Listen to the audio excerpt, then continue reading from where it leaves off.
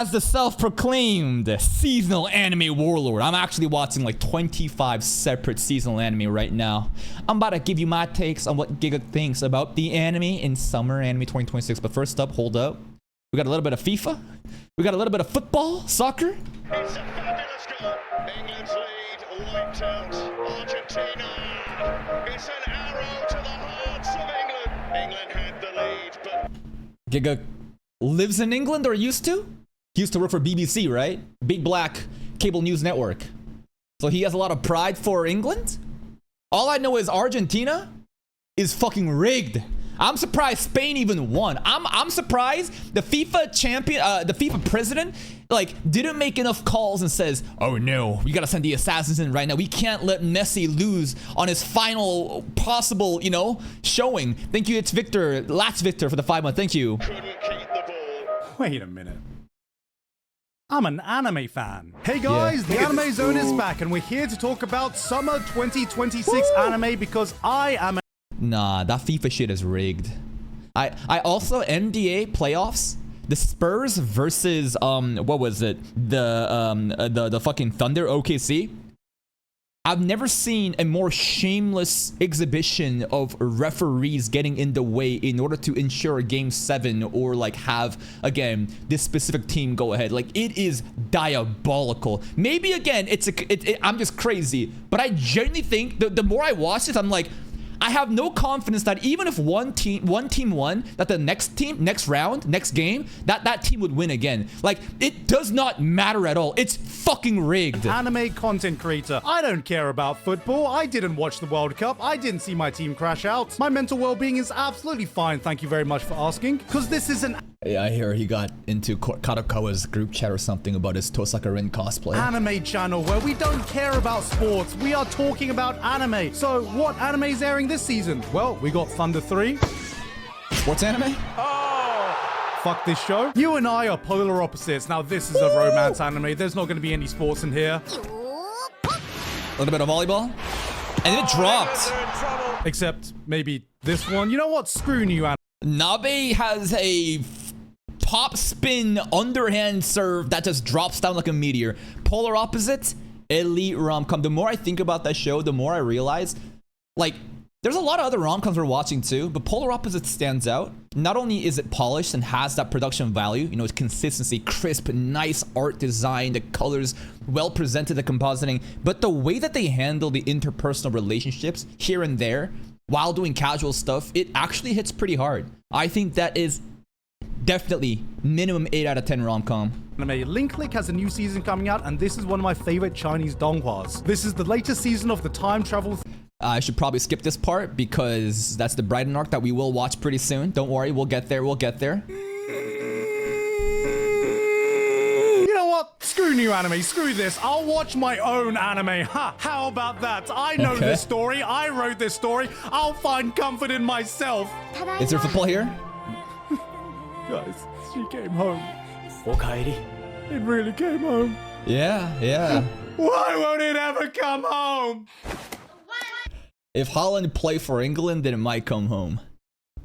Man, I don't know. I don't really have that much enthusiasm, I guess, for soccer because I'm LARPing.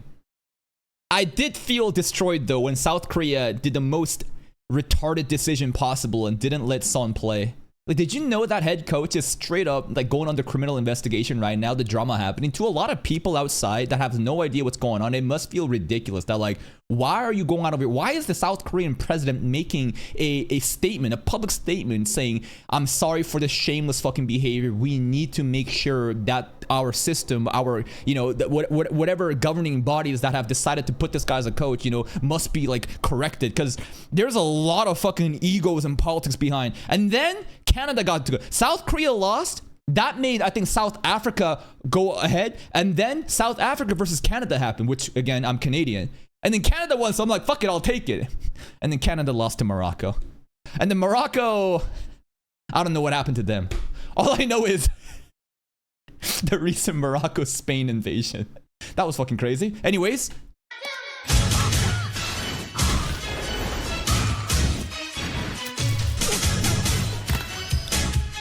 Hey, I saw young girls playing fighting games there.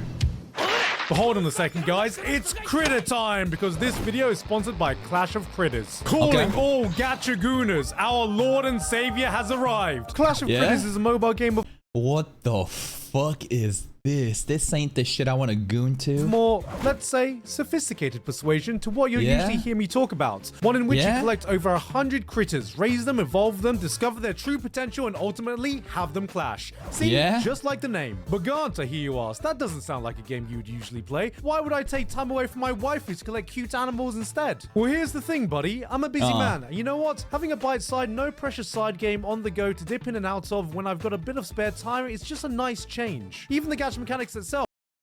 That game for me right now is this game.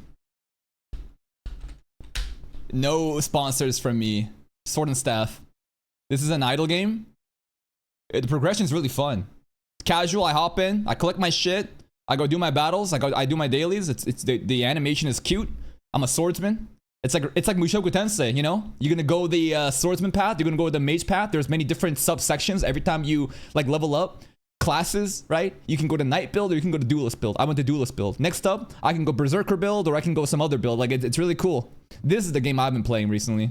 Which usually ends up feeling like a skip cutscene moment in most games, is turned into super satisfying pinball minigames that you can actually play. But most importantly, the real reason I know they made this game precisely for us is our Lord and Savior Goonbug. Look at this dude. This adorable little bug is our spirit animal. But of course, just like us, that's not even his final form. But once he puts on his Gurren Lagann sunglasses, he becomes the Goon Beetle, and eventually the Goon Scarab. Huh? What's that? All right. Actual names. The animation is cute. I'm calling them now. The animation is actually pretty cute. Little cute little sprites doing their cute little animations fighting. Clash of Critters is available on iOS and Android, and you can download the game today by using my link in the description. But not only that, Gigguk! you can use coupon code HelloTatari for a bunch of free rewards, and you can also use the code Goonbug to get your own Goonbug and even more rewards. That's right, baby. One free Goonbug for every Gooner, guaranteed for free. Thank you very much to Clash of Critters for sponsoring us today. And with that said, let's crack on with this season's anime. There are countless variations of camera movement, each with their own. Oh, Gohan's incoming. Nah, Exiled Heavy Knight Gohan's incoming. I know where he's going with this intro sequence. Language and purpose. Yeah, baby! Most camera movements are highly precise, controlled. Ah, yes, Studio Gohan's are back at it again. And I think this is the most polished version of Studio Gohan's, again, experimental way of doing animation. I actually, again, love it. I think that it is the hate for the studio is actually overblown. If you are discombobulated by the visual spectacle happening, I get it for sure. But honestly, I think it's a fucking skill issue. For this anime specifically. If you say Momentary Lily or some other bullshit, I could agree with you, but this one, I think this is the first time I feel like this anime is palatable. It's digestible. I'm watching it. It is fucking cinematic. This is probably my favorite new anime of this season. And to, again, glaze a little bit harder, my anime list. I need you to look at this guy. I keep going to glaze this person. This person's name is Forza Ludwig, and if you look at their anime resume, it may not be that impressive to you unless you've seen stuff like this. But if you actually go look at who this guy is, this is Hideo Kojima's personal music director. He works in-house with Hideo Kojima and has worked on Metal Gear Solid. He's worked on Super Smash Bros. He's worked on whatever, Death Stranding. This dude just makes the most immersive music soundtrack. Every time the camera is also just like brushing by these. Again, there is no cameraman. This anime, Gohan uses a drone. There are drone shots, and every time it passes by a character, clothing, fabric, whatever, you hear this immersive whooshing sound. It's surround sound. Every scene is so cool and epic. This anime, its ability to make every trivial scene be so over the top, it just aligns with everything that I love. This honestly is a peak animation project, and the amount of fucking monkeys that have, again, the like, they can't even comprehend the godlike art being presented to them. because they've been poisoned with this mindset that, oh, Gohan's means bad, Gohan's means crazy camera work. No, they're actually ambitious and they're trying to push the limit of what animation can be. And it's actually so fucking sad when I look online on random Reddit threads and people just bashing on this anime. Actual fucking skill issue from those monkeys.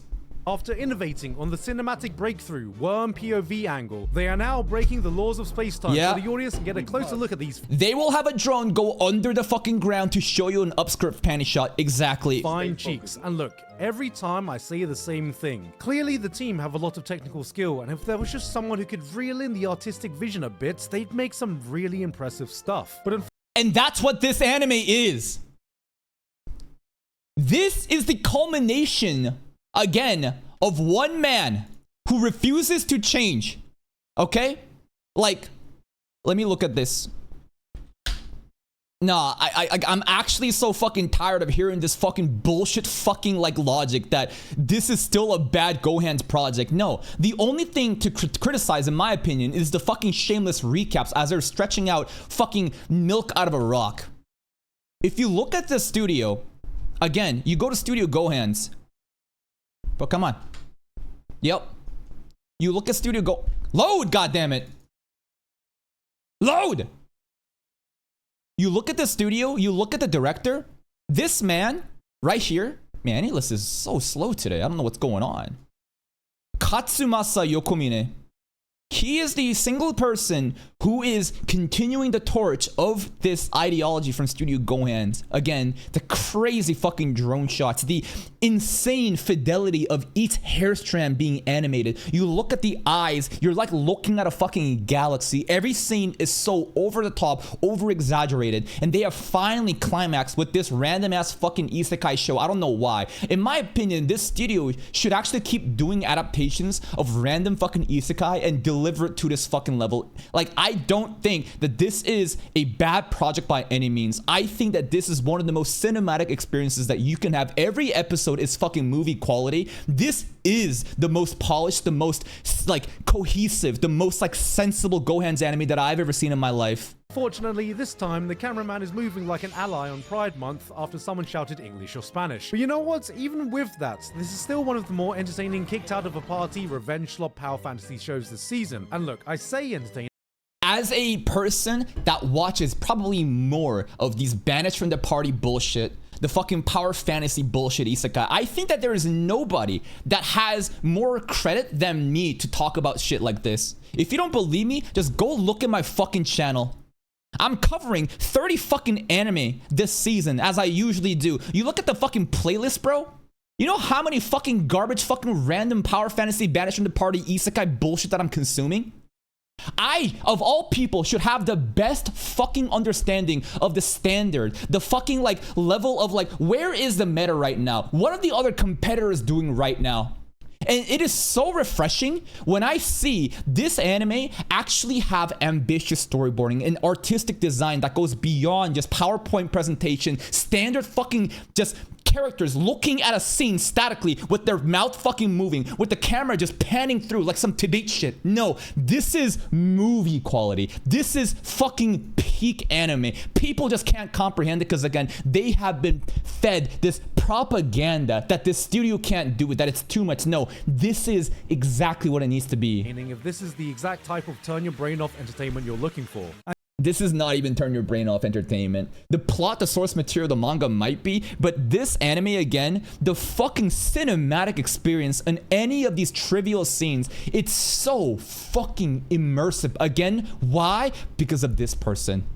Ludwig Forssell, who has, again, been credited by Hideo Kojima himself saying, listen, I think that a movie or a game, the immersion, the way that you feel moved, 80% of that is the music, the soundtrack.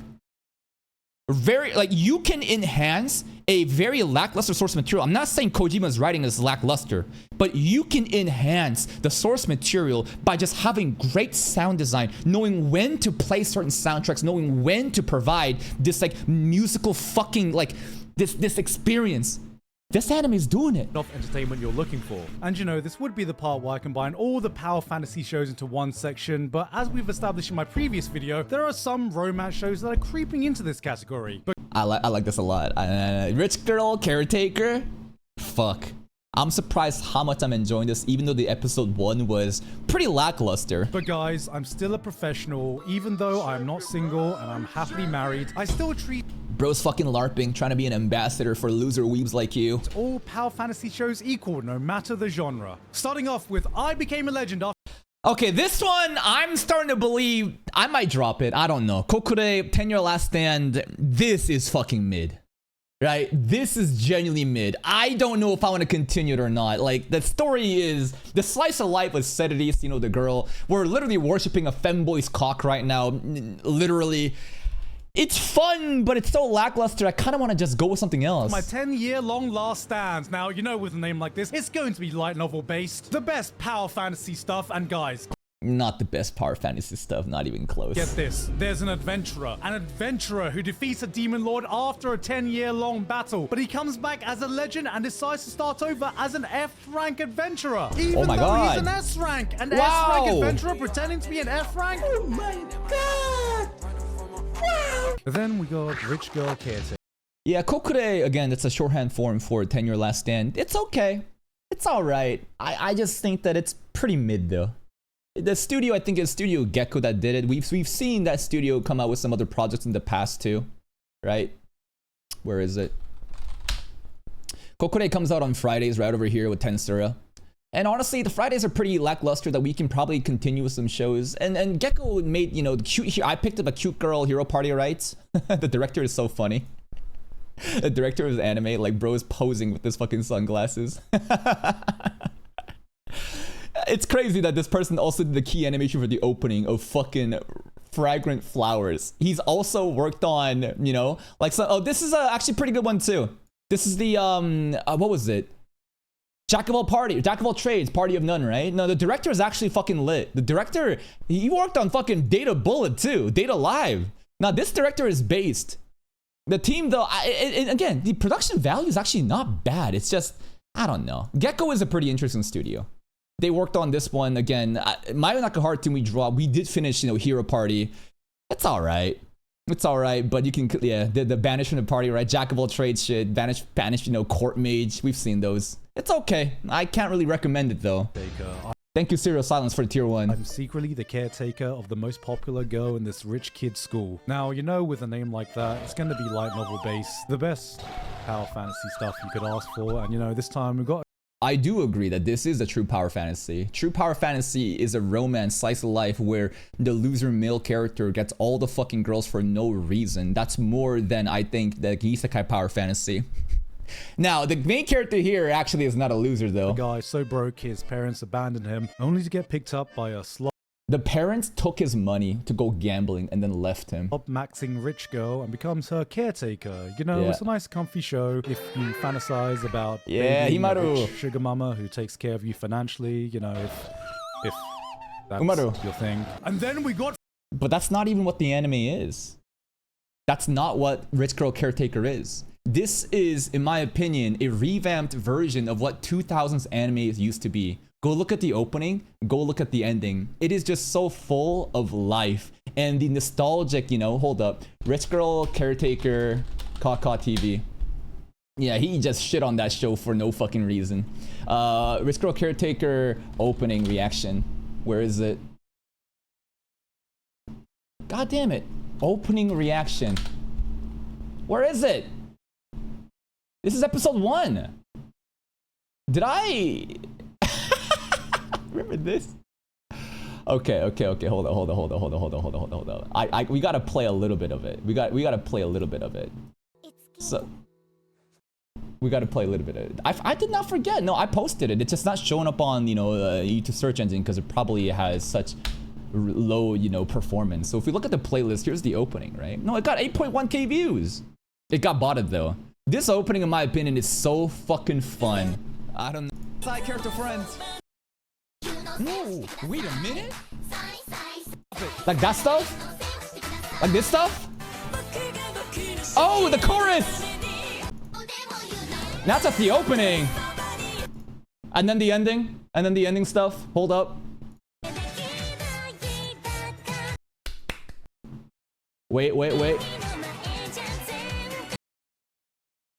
Now, Like, if you watch anime from like the golden age, right? A lot of people say this is very like reminiscent of that. The character designs are wholesome and cute. You have this girl that turns into a blob that wants to just be casual with the main character because the main character, you know, has to be professional with her as a caretaker. The characters in this show are so lovely. Like, I think the side characters really shine through with the interaction with each other. It is not a sugar mama taking care of some bum. It's a guy who's been abandoned by everybody that has the opportunity to take care of somebody and actually treat her like a fucking human being rather than some sort of, heiress of a fancy CEO. They go to this elite school academy setting where everyone has their own shit going on, and the rivalry is funny, the drama is funny, more new characters show up out of thin air that has some experience, with, our main character, and the dynamic of slice of life. It is so fun and enjoyable, and I think that if you care about slice of life stuff, right, if you care about this kind of like school setting stuff, it is one of the best in this season, in my opinion. It's so fun. It's overpowered second reincarnation of a talentless sage. This is the Gunnar anime. I'll show you later. Boys, it's about a guy who gets reincarnated as a talentless sage. And I know, reincarnation anime, I've seen it before. But this time, when he dies, he gets reincarnated again. Yeah. And gets even more overpowered. I've never seen anything Chainsaw like Man. this before. Oh boy, I was wrong about her. I mean... Like, that's it? Like, this anime actually has some amazing themes. This guy is so mid. He has no talent. Yet, he has an indomitable human will and wants to compete with the greats. He spends his entire fucking life to compete with these sages. And at the ripe old age of 50 or something, he finally becomes like top 4, but still not good enough to be number 1 like these other youngsters. He gets reincarnated and he has a second chance to do it all over again. The theme of overcoming your limits and trying to do well. It's a great theme. Now, that's the first couple episodes. What happens afterwards is this.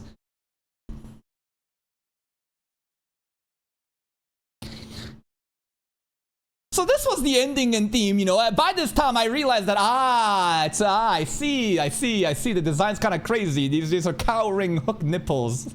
Dong line, I see. And then bro goes to the school and sees, oh, I recognize that ass from 400 years ago. I see that ass. He looks like Sid Kagano. Who thinks that this is Sid Kagano from Emerson's Shadow? The more I looked at him, I'm like, but then again, Sid Kagano, right? This character design is supposed to be that like black-haired Kirito clone, right? And in the most recent episode, a little bit of spoilers. So there is something called multicasting, parallel casting, right? You see one single magic ring on her arm. That's single, right? You have two, you're casting double. And then she says, but wait, this ain't it. And for no reason, she does a handstand. Not even a handstand, off of one foot. Like, how is this even happening? She flips around and you see a third ring on her leg, except it's on her fucking ass. It is fucking crazy. Every week I post this shit, it just fucking bangs. The people that like this are all just fucking Gunnar hentai accounts. The art style, the compositing is nice. I think that the soundtrack is off at times, and I think that the action is quite often a letdown. I compare this anime a lot with Exiled Heavy Knight, because Exiled Heavy Knight, if you look at the actual substance being covered, you're just fighting random bullshit monsters that does not matter. But they make it a cinematic experience again, using their Gohan's technology, using the music. Every scene is so epic. You can feel the aura. I can't feel the aura in this anime though during the power fantasy. It's not because of the Gunnar stuff. They just have a very questionable way of interpreting the action. And it falls flat. The characters are not flat, but the action sequences in the power fantasies are kind of mid. It's still fun to keep it around though. Of a talentless sage. Boys, it's about a guy who gets reincarnated as a dog. And he thought, I've never seen anything like this before. Oh boy. I haven't seen this one. I was wrong about her. I mean, there's a guy who meets his childhood friend again, who I think was a tomboy, and he thought that friend was a guy friend. And, the classic. Because she's not. She's not a guy. Oh no, but he got a new girl. I like this setting. Nah, it's cliche. That could be fun. She's a girl. There's this one's chopped? Kingdom building anime. Okay, this is crazy. That's a chopped rom-com. You guys are watching it? To sister. Oh, the classic. I see a girl outside, but it's oh, that's a K-drama-ass plot. How many times does this shit happen in a K-drama where love interest sees a male with another girl and she thinks, oh my god, it's over, but it's actually big sister, sister, cousin, whatever. Okay. I like the setting. I like the plot. It's just, I guess it's really chopped. There's no cinema, huh? Okay, this is crazy. So this is the colonizer rom-com anime. A white man shows up and colonizes these native folks, and he gets all the bitches, and yeah, he becomes a lord. The colonizer also buys 2 lolly slaves too to add to his, collection. Now, the way that I present this is very disingenuous, because Diaz is actually such an amazing man. He's a gentle giant that will take care of anybody. He has such a harsh upbringing, and all he wants to do is protect the people that he's responsible for. But this is actually white man colonizer anime. The Frontier Lord begins with 0 subjects, and guys, you know how much I love King. Right, the age gap too. Let's not talk about the age gap. Building anime, even within this subgenre. Except this time, the main character is a seasoned unk as well, and who could forget the village? That's it. All right. I think Frontier Lord production value is quite elite. It's done very, very well. I think this is done by Studio 42, which again is behind Jack of all trades, Party of none, actually. This anime, which again, I'm just looking at the director. Again, this director worked on not Jack of all trades. Sorry, he did work on Jack of all trades, but it's a different studio. So Studio 42, Animation Studio 42 recently has been kind of popping up in my eyes. They have some quality anime. They only launched this one. It says 67% here, haha, 67. I think that this was a 7.5. This is a very polished Spanish from the party type of anime. And Frontier Lord 2, it's got a lot of love. The 3D technology and the way they do battles. Again, the 3D is used to uplift and show off their fight scenes rather than be used like in Failure Frame when they're trying to hide their chop production value during dark lighting situations. I would recommend this. This is a very fun anime. Guys, you know how much I love Kingdom because of a villager who is level 999. How? Yeah. How did a villager get max level? He grinded. Have a Isekai. how original. And with extra Flop. daring today, aren't we? And then we got another It's not even an isekai though. This is not an isekai. You're just fucking LARPing right now. This is actually a pretty interesting anime too. I will say compared to the others, the production value is very chopped. It is stiff. It is not cinema. The soundtrack too, like it's not very it's not recognizable. The characters are cute and wholesome. There's some fun comedy happening. Especially with a certain character named Takuko-chan, who's basically prisoner in this show. You'll see a lot about her. The plot, it's kind of like NPCs are becoming sentient as they question, why are we in this system? And they try to challenge God. It's kind of like that. That's why I'm still watching this anime. It is pretty mid though. I can't say I could really, something. I think it's worth watching maybe if you enjoy this type of shows. How did a villager get max level? I'll have a Isekai. how original. And with extra Flop. daring today, aren't we? And then we got another high school Haven't seen this one. rom-com with a main character who's a NEET and also a gamer until a feisty pink-haired girl finds him and reveals that he was previously a demon lord in a fantasy world that got isekai'd. Oh! Wait, this is a unique isekai? Yeah, I mean, it's not brand new, but reverse isekai is still fairly, like fresh. And then we got another high school rom-com with a main character who's a NEET and also a gamer until a feisty pink-haired girl finds him and reveals that he was previously a demon lord in a fantasy world that got isekai'd. And the girl was the hero that was sent to slay Oh my him. God! And guys, what can we say about this? It's the classic reverse isekai plotline that we all know and love. Reverse isekai into rom-com of these two in a modern world, but they don't have their past memories. Look, if they had their past memories, then it'd be kind of fun because you would see these medieval ancient beings try to interact in a modern world, and not knowing the knowledge and the culture and the customs could be the gatmoy fun, right? But if they are privy to this world, I wonder what they could do with that. We got another romance anime featuring a blind love interest. Oh, they do have their memories? Okay. Love unseen beneath the clear night sky. Blind girl. Oh, know. This is like the situation where anytime you try to actually have inclusivity happening in anime, after all these fucking virtue-signaling leftist fucking retards on Twitter with all these pronouns and flags in their bio talking about how we need to be inclusive, the moment that you add a wheelchair girl in an anime where a guy tries to take care of her, it is now a disgusting, creepy power fantasy of a guy that has control over this girl who is paralyzed. And you are a fucking terrible human being for watching that show. It's one of these shows. I see. So we have a blind girl now. You know what we should do? Just leave. Don't give her any attention. Don't even try to help her out. I don't care. Just fucking leave. It's not worth it. I was on the fence about this one, but it's doing a good job at not ham-fisting her disability into your face for sympathy points. I can't see, and a lot of people think that a blind person can't play football. What? Oh, Jesus! But it still has that light novel, flowery, melancholic air to it. And I'm actually hoping it stays this way this time and Oh, it's got that like Days with My Sister kind of ambiance vibes. It's not a happy go. It's not a uplifting. It's kind of just like sad, gloomy, melodrama. Sometimes I gotta be in the mood for a show like that. doesn't lead into full-on depressing melodrama. Yeah. I mean, I'm sure she means that metaphor. Yo, the Rizzler. Yo, she wanna be isekai'd? Man's train isn't over yet though. This one, I got some stuff to say about this. Let's play it through. Because we got a show about a kaiju girl, reminding you that you miss every shot you don't take.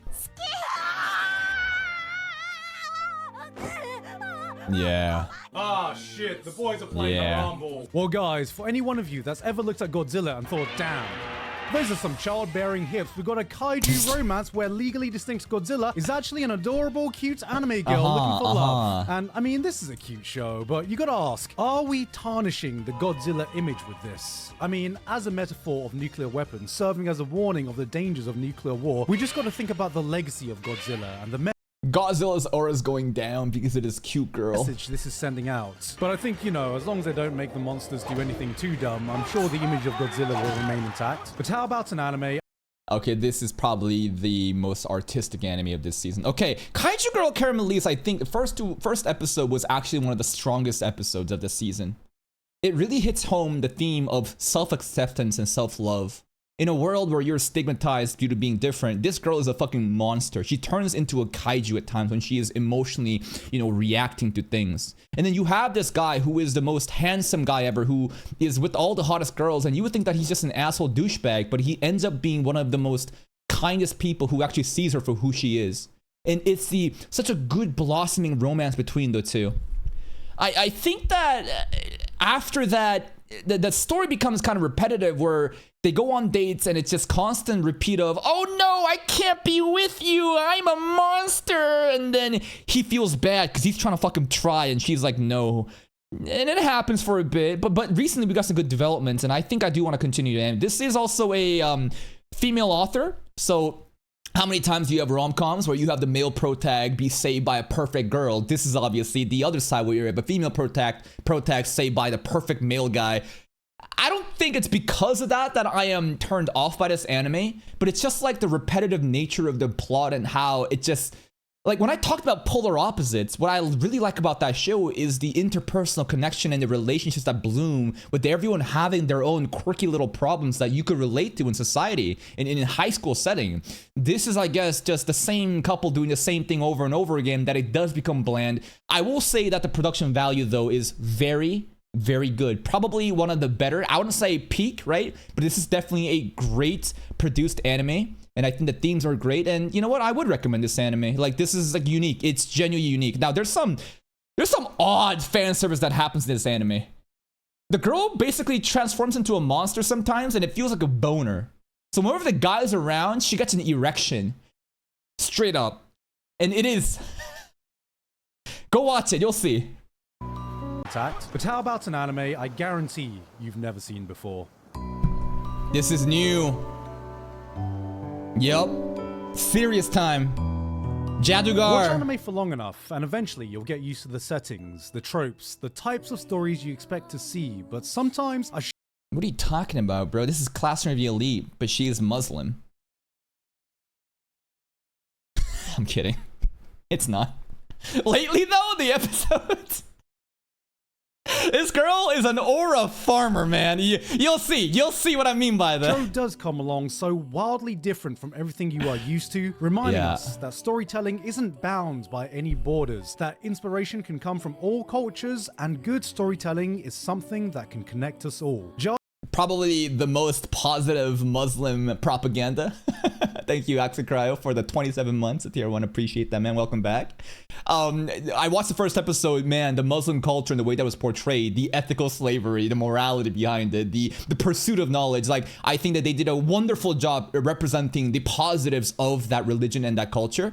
This is also a Science Saru project. If you don't know about Science Saru, it's a Dandadan studio. It's also Sanda studio. This studio has always been one of the most different and artistically like pushing the boundary studio. I'm glad that this anime actually stuck the landing to get that viewership on YouTube, unlike Sanda and stuff like that. Onagar is the latest historical epic from Science Saru, an anime that starts off in the Middle East, detailing the Mongolian expansion of Central Asia, as one lone slave girl climbs the ranks of the young empire using her wisdom garnered from her love of history and science. It's part Apothecary Diaries, a sprinkling of orb.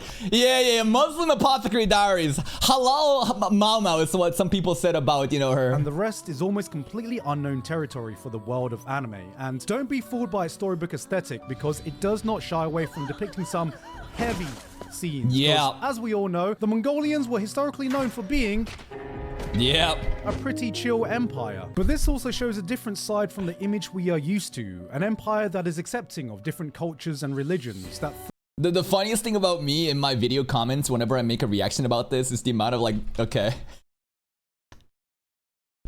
Kaka PV Yadugar reaction, bro. The fuck, every video just gets brigaded by fucking Muslims who like and then listen, you know, I get it, right? Everyone wants to feel great about their representation culture. Wow, it's so nice. Yes, let's go Islam. So good, so positive. And I feel terrible for Mongolians. Because in this anime, you know, it's like, we're trying to be so sensitive and respectful to their culture, delicate, but the Mongolians are just coming in here pillaging and just committing war crimes. I feel bad for the Mongolians watching this anime.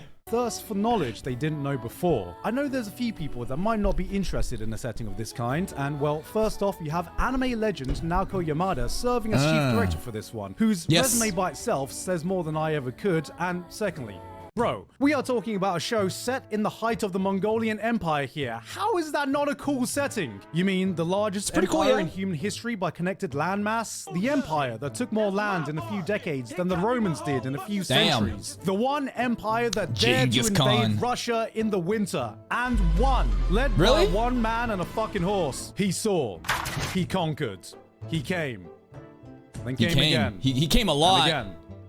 He had a lot of kids. And again.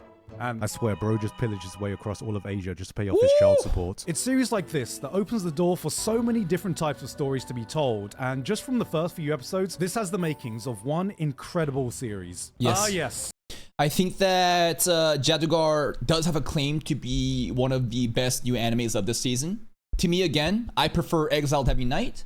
I understand that a show like this, the source material covering it, the themes is way more deep, mature, profound. Therefore, you will never consider Exiled Heavy Knight. Again, the reason for Exiled Heavy Knight being my favorite new anime is due to historical context of Studio Gohan's and the controversies and how they're able to redeem themselves with this quality product that they've honed into. I think that Jadugar absolutely is the artistic anime of this season, though. No other studio is trying to have this type of different type of character models, right? Most anime, right, they're kind of settled with the standard shit, you know, that people are used to. It's safe, it's you know, it's nice to do. But this anime, again, it's so refreshing when someone experiments and gets well received by the public, and it's not like a Nippon Sangoku situation like last season, where Nippon Sangoku, I think, was the underrated anime of that season due to, again, the quality production value.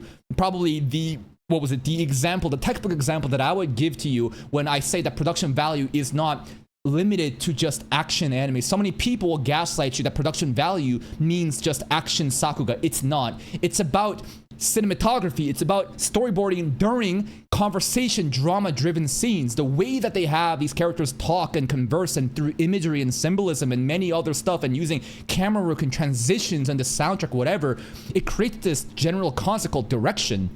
And Nippon Sangoku was probably the best at doing that type of show, but it just didn't get received well. Jadugar right now, though, is popping off. Incredible series. Yes. Thank you, Blakes, for the 19 months. Appreciate it. Thank you. Welcome back. And I probably fucked myself up by not watching this anime. I heard that this is really fun. I hear that this is a really fun anime. Anime featuring a succulent Chinese meal. Blood literally walks into a restaurant after hours, demands a meal, shits on the chefs, spits on their food, bins the entire fucking dish, forcibly uses their kitchen ingredients, Based! Gets I feel the aura! fired? What the hell was his final goal in all of this?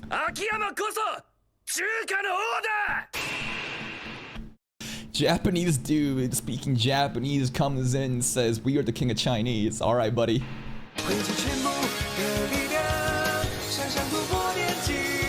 This is like Hell's Kitchen if Gordon Ramsay did a line of coke before filming, but it's so fucking extra I can't Yeah. stop watching. Like, this entire show is the main It's epic. character coming in, shitting on his co-workers and being like, "Nah, buddy, that's not how you make fried rice. You're missing the secret ingredient." Nah, this is exactly what I love in anime. Just over the top, dramatic, just, you know, just like acts of like cooking. It's not that serious. It is, though. And what's the secret ingredient? It shows the main character coming in, shitting on his co-workers and being like, "Nah, buddy, that's not how you make fried rice. You're missing the secret ingredient." And what's the secret ingredient? Holy shit. The Sakuga, the production value is pretty elite here too.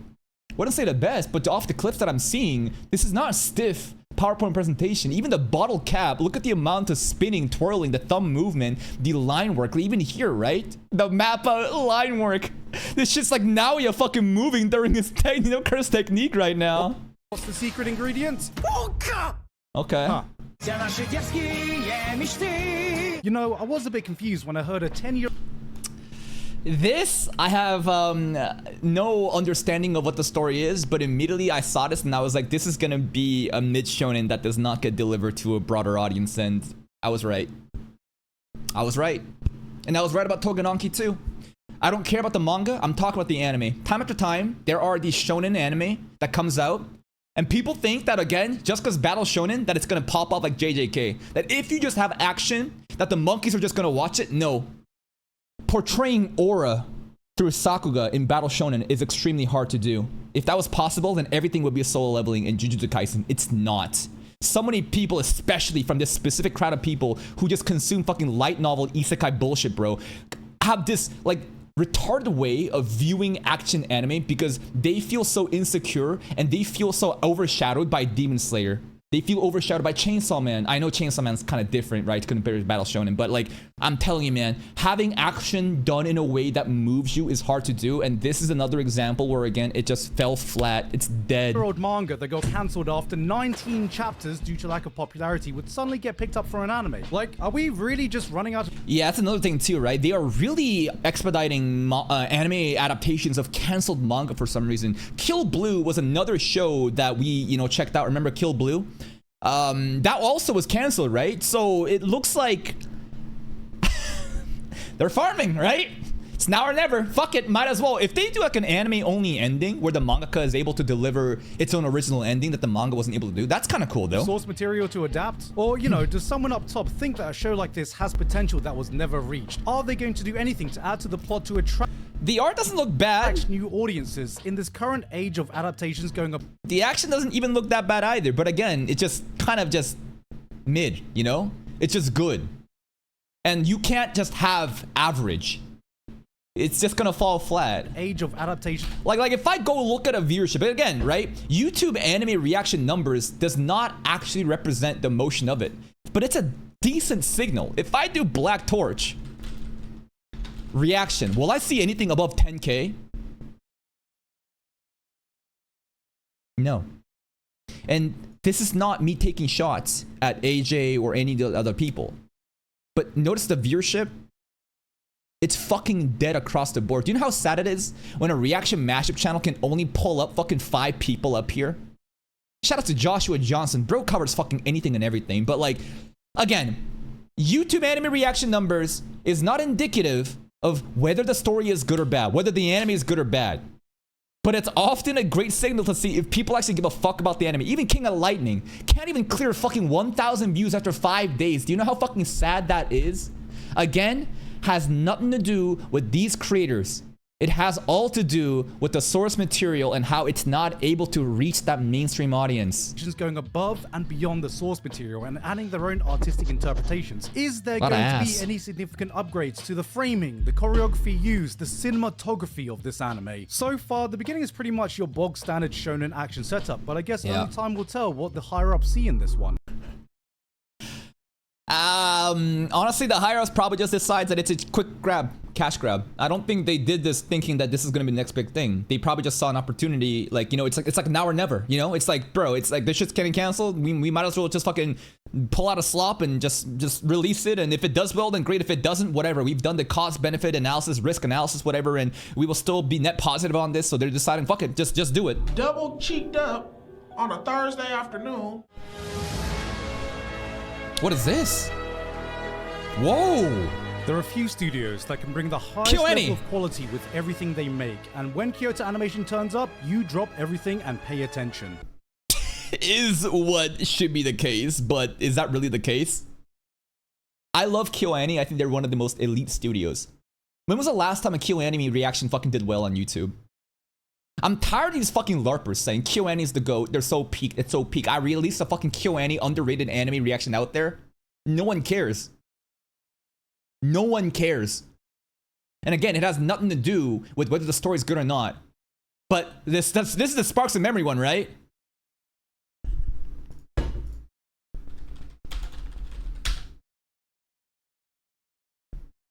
Even worse. Sparks of Tomorrow? No, hold on. It's Sparks of Tomorrow? Even fucking worse than Black Torch. And this is what I saw. This with this other anime too. Where is it? Flowers of this one. So if you don't know, the studio that's gonna do Kagurabachi, which is again right here, right? Side Game, Side Picks. This is also another one. World is Dancing. I guarantee you, bro. I fucking guarantee you. Joe is able to do it because of the Japanese audience, but it is fucking dead to everyone else. Right? Joe is, again, Freshest Anime has a different audience in Japan. And then, again, this is one of those anime that only appeals to the Japanese audience. If you don't have that algorithm, you're fucking dead. Again, I fucking knew it. I had to fucking put in Kagurabachi in the fucking title to get a little bit of fucking traction. But I just saw these anime and you know what I first think? Amazing. Great art, cinema. Yet the setting and the story is so unrelatable to the average audience that they won't watch this shit, and I was right again. And it just makes me so fucking frustrated that elite works like this can't be accepted by the masses. That's why I'm so glad Jadugar was able to stick the landing. Like, I really thought Jadugar 2 would flop based off of the premiere. Sparks of Tomorrow is the latest Kyoto Animation project, and production-wise, they are once again proving why only few can stand up to the level of quality that they can deliver. It's an alternative 20th century Kyoto where STEAM technology is advancing worldwide, except without the 1000. The common theme that I always see in these amazing elite anime that flops in the reaction space is the Japanese setting. It can be post-apocalyptic Japanese setting like Nippon Sangaku. It can be like Elusive Samurai. It can be like Rurouni Kenshin. It can be like this. I have never seen a single anime that is in the Japanese setting that actually does that fucking well, other than Demon Slayer, kinda. But Demon Slayer, even though it's based in that old like Heian era style, right? It's not really, you know, it's different. It's totally different, right? Like the modern anime that has to do with Japanese traditional setting fucking flops so hard every time. And fuck, it pisses me off. $1 price tag. And in the steampunk world, a boy and his brother dare to dream big by bringing about the age of electricity on top. And when I say Japanese setting, by the way, I'm not talking about like Japanese high school modern society. People eat that shit up. I'm talking about traditional Japanese setting like this. Of this ongoing fairy tale-esque arranged marriage subplot, finding her way into the arms of a boy on the cusp of revolutionizing the world with the wonders of electricity. Yes, this is the story of Senku if you got bitches. Cool. I don't need to tell you how gorgeous Why is Senjo got out of there? Why is Senku fucking Bunny Girl Senpai, Monogatari, Konosuba, and SAO? Like, what Asuka, Aqua, Senjo, and I forgot her name. Bunny Girl Senpai. Why? What's the context behind this? I don't care if he's built different. Why these characters though? Why? Why?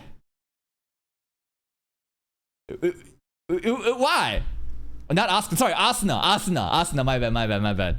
Listen, when I'm watching, again, right? I need you to understand something. There is 7,000 videos of anime reactions on this channel. There is countless number of anime that I watch every fucking day. I watch 30 new fucking anime every fucking season. And on top of that, I have a second channel and that covers Avatar and other stuff. And then I have community series. If I get a name slightly wrong because my brain can't handle the sheer fucking complexity of all these different shit, give me a fucking break. I feel like if anybody, me misremembering, misnaming, should be treated with the highest fucking degree of respect. Do you know how fucking hard and the level of depth and commentary and the fucking plot fucking theory crafting that I do compared to the other fucking reactors, and then you gonna fucking shit on me because I said Asuka instead of Asuna? Like, go fuck yourself. Oh, bitches. I don't need to tell you how gorgeous this all looks. I mean, just take it all in yourself. Pictures are worth 1,000 words, and Kyoto Animation is shouting louder than I ever could. But beyond that, everything, the plot, the looks vibe, great. the grandiose scale of this all, it doesn't feel like a TV series at all. The vibe almost reminds me of a classic Disney movie in a Japanese setting, somewhere in between a Shinkai movie and a Ghibli film, even complete with an eccentric, cartoonish level Disney-ass villain. So you see the proposal.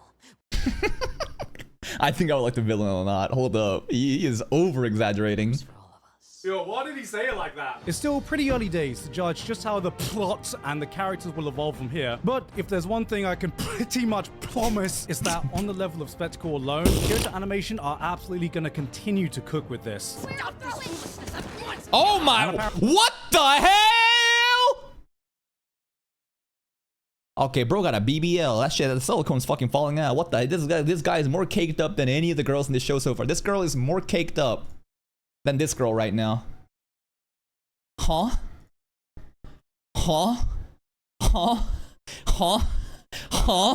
And apparently Bake as well. Double cheeked up. Yuri fans have been good this year, because we now also have I Want to Love You to Your Dying Day. Forget doomed Yuri, we have now reached war crime Yuri. In a place war crime where Yuri death is an everyday occurrence. A school of all-female soldiers are tasked with fighting an unknown Battle war Yuri against the most evil enemy of all.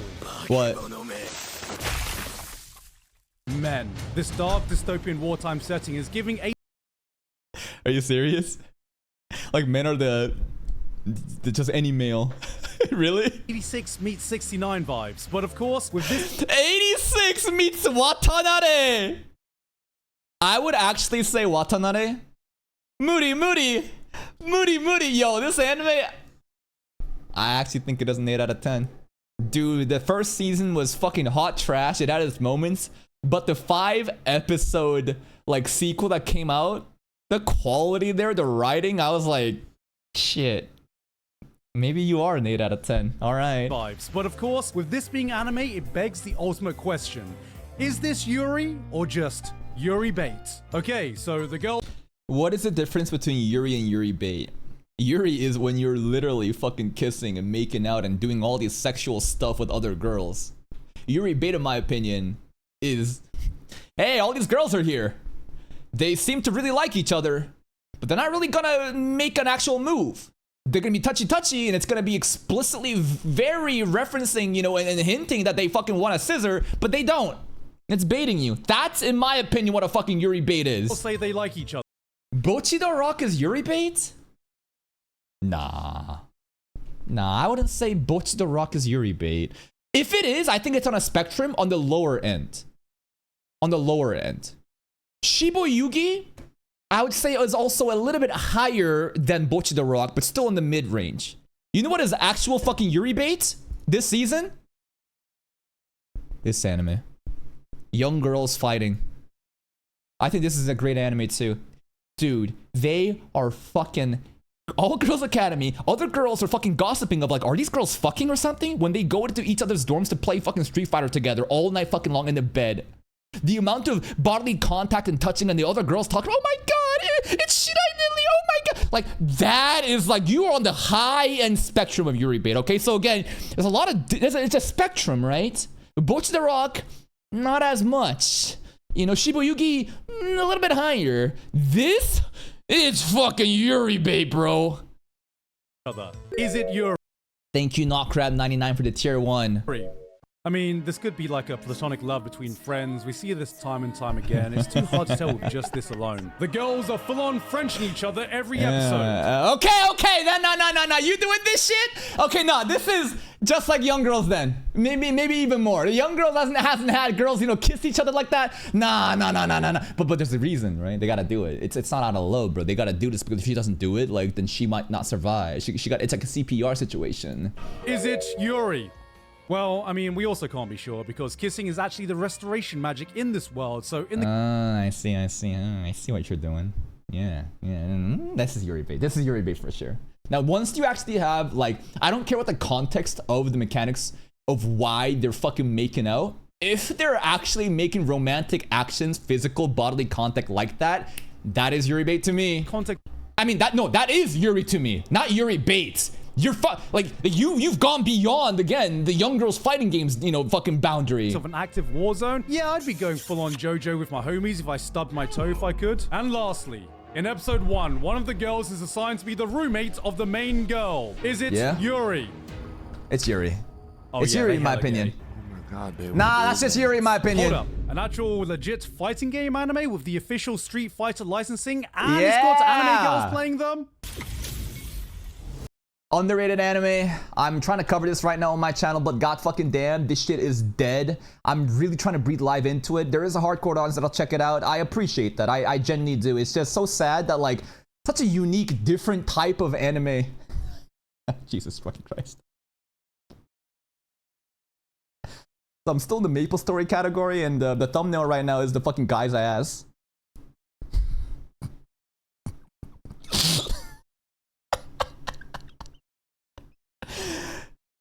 I'm flexing on these hoes, bro. Look at all these fucking people beneath me. I'm in the Maple Story. I'm not even playing Maple Story. Anyways, focus. The Fighting Girl anime, I think, is actually such a cool anime to me because I'm a fighting game enthusiast. I love to play Tekken recently a lot. I used to play a lot of Super Smash Bros. Melee. And if you enjoy Yuri and fighting games, hey man, check it out. Let's go, Justin! This could be it. The secret. Yo! What did you just say? Let's go, Justin! Who knows that reference? Does anyone know that reference? Oh, this is a fucking Evo. Yeah. Official Evo moment 37 right here. So the context is Daigo, the Beast versus Justin Wong, one of the greatest players of all time. I believe Justin Wong is Ken. And Daigo... No. Daigo is Ken, and Justin Wong is Chun-Li. Chun-Li is winning right now. It's looking pretty bad for Ken. Right? That's the context. 1-0. Again, the girl is Daigo. The guy is Justin. Watch.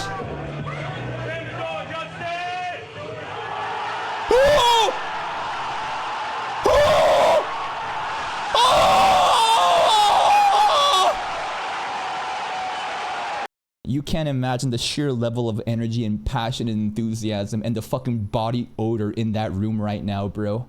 Thunderous roar of all these fucking virgins cheering for the perfect fucking parry counter to Chun-Li's move. Look at her ass. So when someone says, let's go Justin, they jinxed it. Again, Justin Wong is Chun-Li trying to finish off against Daigo. And what does Daigo do?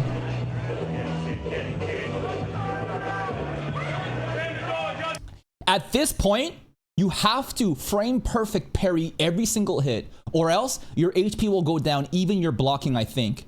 That's the context of how ridiculous this scene is. You're not just blocking, you're perfect parrying every single hit into a counter. 5, 6, 7, 8. 1, 2, 3, 4, 5, 6, 7, 8. 1. Oh my god! Like the technical execution, the difficulty, the pressure on this stage on Evo, like to do that, fucking crazy. Also in 2004, before many of you were born. This could be it. The secret formula to getting more people into fighting games. Girls? Just an anime about two girls and their love for Street Fighter. Yeah. See, They love these it. girls have a strong neutral game, but you can tell they love playing footsies with each other. Having a go on each other's fight sticks, and this ain't no beginner level set. They are drive rushing into each other's hearts, executing a perfect Cabidon frame trap, mastering the art of focus attack dash cancelling into bed with each other. This Damn, Gigguk knows a lot of fighting game terminologies. is an anime for anyone who loves gay girls. I mean, fighting games. Yo, you wanna learn how to do a fucking infinite? I think that it's one of the better produced animes of this season. I think the quality is there. It's so over the top, and the characters are so ridiculous. Like everyone is aura farming. Like in the most recent episode, a mom beat the shit out of her daughter because she was playing fighting games too much. I'm not even lying. Like that's what happened. What is? Oh. Let's go, Justin! We've got an anime with even more Disney vibes because Kinema Citrus are dropping an anime original story that is the sequel. Oh, this looks quality too. Look at the movement. Look at the art style. No, wait a minute. This might be another underrated show. Original story that is the sequel to the Little Mermaid fairy tale, where this time the mermaid princess becomes very like 90s coded, you know, eyes. The overall character model here. Becomes human and struggles to find her 2000s, footing in a remote 90s? Japanese island. It's a classic fish out of water tale. I see. She's not a real human, really. She just... It's a tale. Did you catch that? I always love anime original projects because not only is it a chance to explore new stories, but the studio is able to go out of their comfort zone sometimes, and they've clearly done it here. We've got a retros 90s aesthetic and an overall classic feel to the entire thing. Clearly a lot of love. Wow, look at the water animation. This is quality, bro. A lot of love and passion has been put into this one. But if that's not your thing and all you want to do is see more Apothecary Diaries, Mom, well, we've been graced with another promising palace anime with a villainess and body-swapping twist. And honestly, I'm just... Yeah, I thought this was Apothecary Diaries for a second. Really happy I have another show to recommend to my mom to watch, who is so desperate now. I swear her feed has been invaded by all these shitty AI-generated soap operas that has somehow entered every Asian mom's algorithm. Okay, Jesus! It's already long enough as it is, and I forgot to mention the sequels, so we're just gonna speed through them today. We got more Grand Blue. Grand Blue, standard frat party, you know, it's like a 7 point something out of 10. It's fun, it's wholesome, not wholesome. It's fun. You and I polar opposites. Again, elite rom-com. Elusive Samurai, Bleach, 1000 Year. We're gonna get on Bleach soon, don't worry. Elusive Samurai, again, it's a high quality product, right? It is fucking elite production value, but man, the traction is dead. Samurai, Bleach, 1000 Year Blood War arc is entering its 4th season, and I swear it's taken 1,000 years to complete this arc. God, Orihime's outfit. Orihime's outfit is just so crazy to me. This arc. Cleavitus is back with more peak old school dark fantasy vibes. And what could be more dark fantasy than Academy setting? Of course, a high school arc. Actually, it's in university, but who's asking really? There's a new band. Yeah, we gotta, if you enjoy Cleavitus, we're in the Academy setting right now. It's actually really fun. The mysteries, the plot, the past history with the real hero, the old humans, whatever, the Book of Toa stuff. Like, this show is very well produced. It's also very, you know, like different in terms of art direction because, again, trying to do that dark fantasy stuff. Love it. There's a new Bang Dream, and I was actually lucky enough to get the rights to watch this on stream for the first time and haven't seen it. I highly recommend it if you're looking for a nice, conflict-free, low-stress show featuring cute anime girls. My favorite thing when a cute anime girl hides under a bush but has like 2 extra tree branches. Like they did that in Villager of 99 too with the, you know, the lolly priest girl, and she's like hiding and got the little 2 tree branches like that. It's just always so cute. I'm gonna fucking crash out. What the fuck was that episode? How dare you do this to me? No. Bro got sponsored for this. I don't want to hear about streamers and reaction content and how it's bad for the fucking business. No, I need you to understand. Gigguk gets sponsored for plenty of anime reaction on Twitch and YouTube all the time. Influencer marketing is the most profitable way for the company to make money on the return on investment off of advertisements. Regular advertisement off of commercials and TVs and billboards are fucking garbage. It does not hit a target audience as much as an influencer marketing does. This is the most optimal way to make money for businesses right now. You look at video games through early releases, streamers checking it out. Do not even fucking say that an anime is different because you watched it and it's different from playing a video game. No, this shit literally is how you make money. Companies do that shit. Don't fucking tell me about this, okay?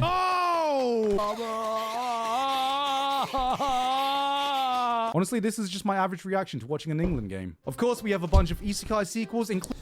Yeah, Unk Tensei. The Skeleton... I hear that the Skeleton Knight are in a different world is pretty fun. I missed out on that. Unk Tensei, it's still cozy. It's just a bit slow. If you... it's pretty much dead in our channel. We dropped that. I still liked it, though. A bunch of isekai sequels, including the return of the saga of Tanya the Evil. Did we see Mob Secca for a second? We did. Yeah, I think this is Mob Secca. Yeah, I think it is. Still fun. Man, it's probably the most chopped production value anime we're seeing right now. But like all the 30 animes that we're seeing, this might be the worst produced. Return of the saga of Tanya the Evil. It's been 9 whole years since season 1 came out, which means that pretty much completes all the high-profile isekai anime that came out back then that never... I think that Saga of Tanya is actually an elite isekai that should be in the talks of Mushoku Tensei and Re:Zero. I think this low-key might be even above Tensura if we just talk about like technical execution. Now, it's not really fair because Tanya has only had season 1 and a movie, which was probably exceptional, and now season 2 is happening 9 years later. Right, Tensura has some bad moments here and there with Bandai Namco fucking, you know, just splitting 8-bit resources with the Blue Lock movie, Mahoka, Tensura at the same time, and season 3 was lackluster. But I still think Tanya really competes there with the quality of the production value. But not only that, the themes presented of war and the horrific, you know, acts of war and man, every episode, the pacing. We just finished Tanya season 1, and I gassed this shit up. I think that this is easily a 9 point something out of 10. One of the best isekai animes I've seen. They got a second season. There's absolutely none left. Mushoku Tensei.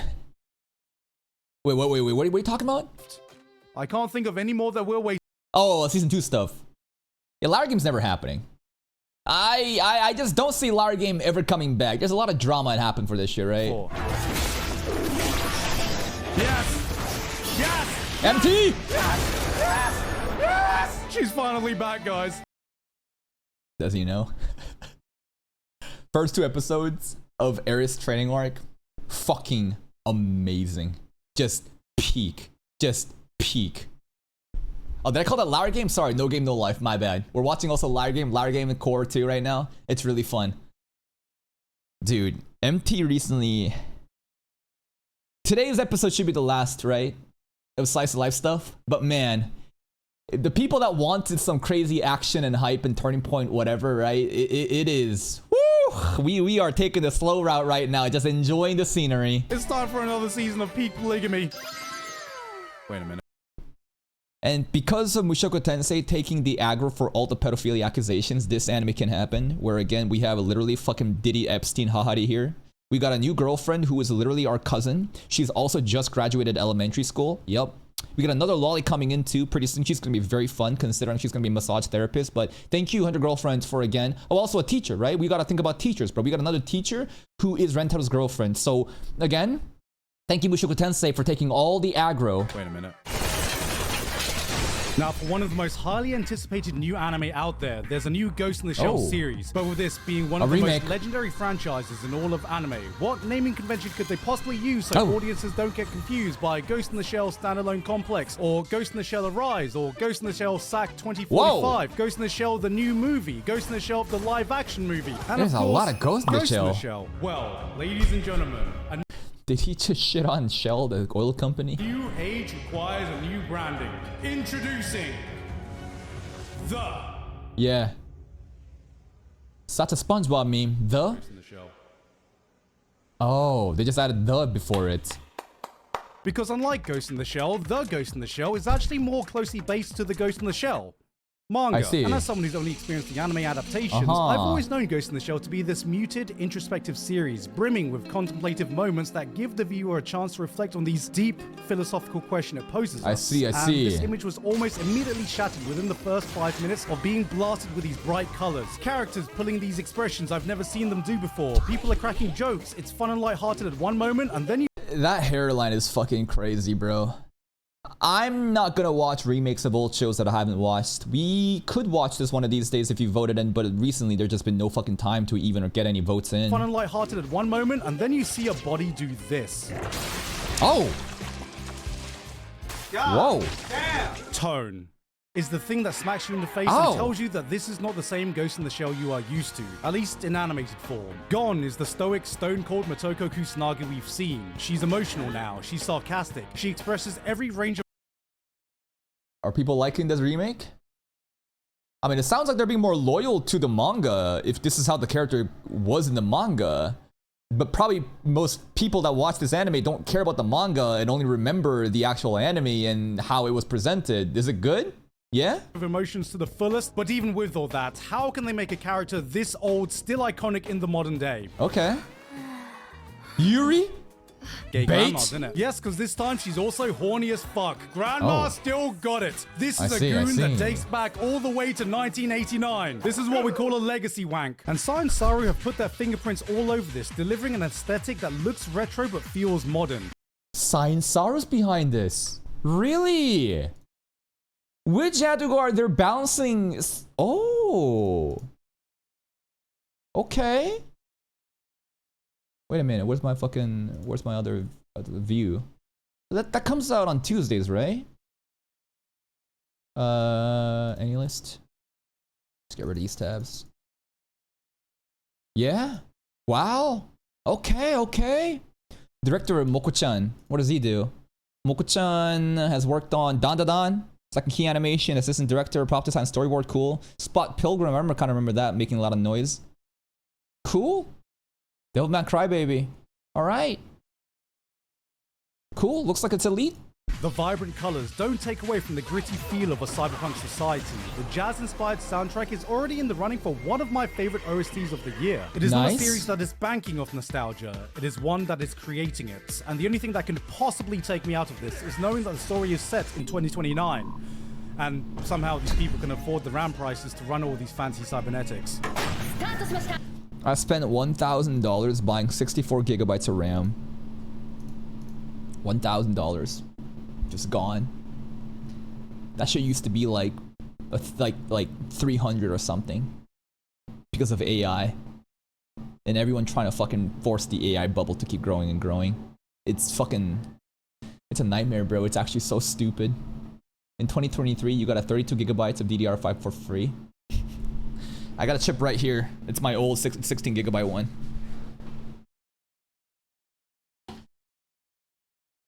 So I bought the 64.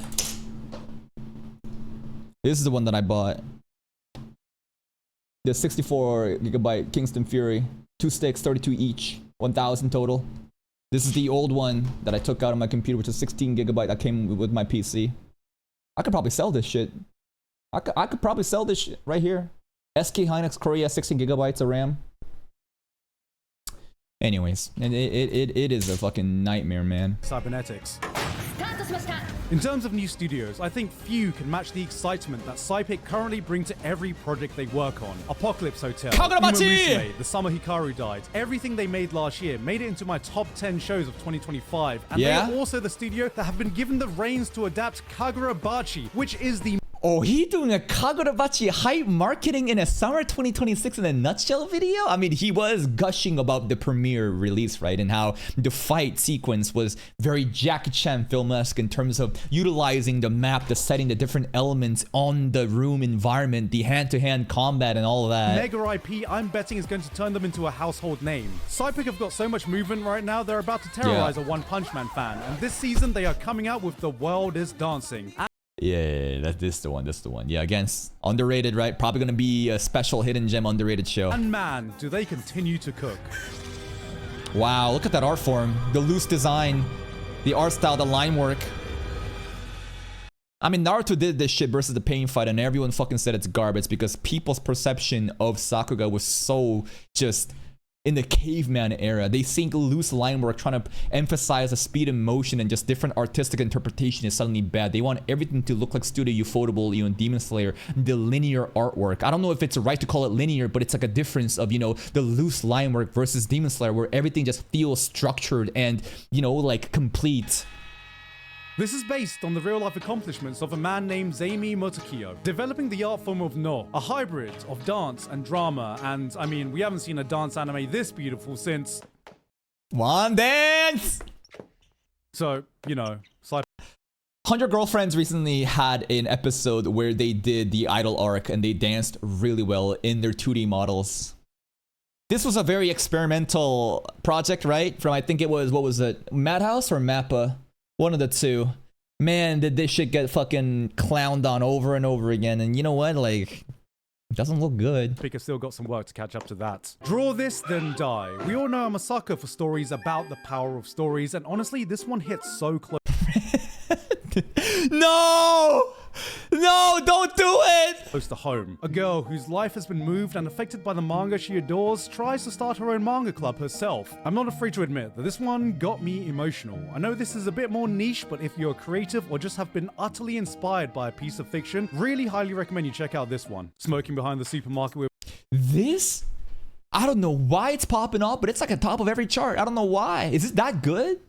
This also started before a lot of the other summer anime started, and I'm like, what's going on? It's ranking pretty high in these charts and random infographics. I'm not going to talk about this one too much, since I've made not one, but now 2 videos talking about it. But really, to any ex-smokers out there, avoid this show at all costs, because the cigarette industry has finally tapped into the power of anime girls using your product. Thankfully, Gen Z is still safe until Netflix decides to greenlight the live-action American Gen Z is hooked on vapes, don't worry about it. remake, Vaping Behind the Gas Station. With, you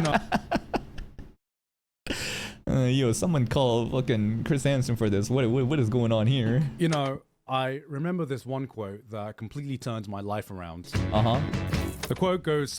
we can't watch this, sorry. It's copyright. So this is Chainsmoker Cat. Kodansha has a very firm grip on this, and they will copyright strike anyone that covers it. Sorry, we're gonna skip it. I think that Chainsmoker Cat is a very unique anime that's dealing with addiction and just cute cat girls doing degenerate things. The production value is elite. It is amazing. The overall ambience and setting off of episode 1 I thought was going to be like a comical show, but it ended up being a reality check, especially if you have friends or family that has dealt with addiction and how hard it is to be there for them, and they just continue to dig their own grave. It's a mixture of comedy and real existential crisis and just depression. It's kind of fucked up. It's actually... It is way too real. Her breath, man. Yeah, we can't. Also, the landlord goons to the cat girl. Again, I'm sorry. We can't watch that because of the copyright stuff. I do have episode 1 back up after I beat the counter notification, right? Kodansha did that and I put it back up, so we're experimenting right now to see if it's going to get taken down again. But it is, episode 1 is up there if you want to go check it out, but I'm not going to make any more content off it. And that's it. Thank you, Mr. Gigguk, for another great video talking about Summer Anime 2026. Here is the link to the video. Go help out this small creator of 3.63 million subscribers with your help. Maybe he can reach 4 million. I think that, again, of all the animes this season airing, like, I obviously have a tier list, right? We do a tier list every week, judging just, you know, he didn't even talk about Tensura. He didn't even talk about Yomi no Sky, Liar Game sequels. These are all sequels, right?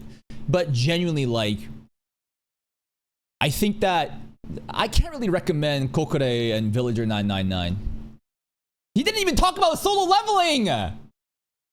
Yo, where is Tomb Raider King?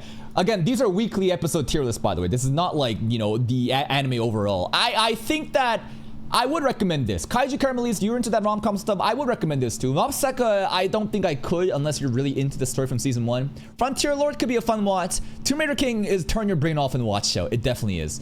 This is the Gooner Show. If you want to look at some fucking ass cheeks, go look at some ass cheeks. This anime too, again, the 2000s vibe, nostalgia trip, romance. It's really fun. Krivates again, Dark Fantasy Peak. Grand Blue 3 again, if you're enjoying the fraternity vibes, the comedy, go for it. Silence again, this is a very underrated niche isekai, which light novel sales should be the queen of isekai, but again, you know, it is what it is. Polar opposites, 100%. Mushoku Tensei, absolutely. This is probably gonna be most people's favorite new anime this season or experimental, but to me it's Exile Heavy Night because again I just fucking love Studio Gohan's ambitious camera work with drones and their over-the-top expressions and animations and the reactions from the characters, as well as again Ludwig Forssell, the sound director, the sound composer who worked on, you know, Death Stranding, what's it called, fucking Kojima's other works like Metal Gear Solid and so on. It is actually cinema movie shit. Liar Game, you like the mind game stuff? Again, I think Core 2 has been way better compared to Core 1. The Contraband game arc is definitely hyped, and this character Yokoya is carrying.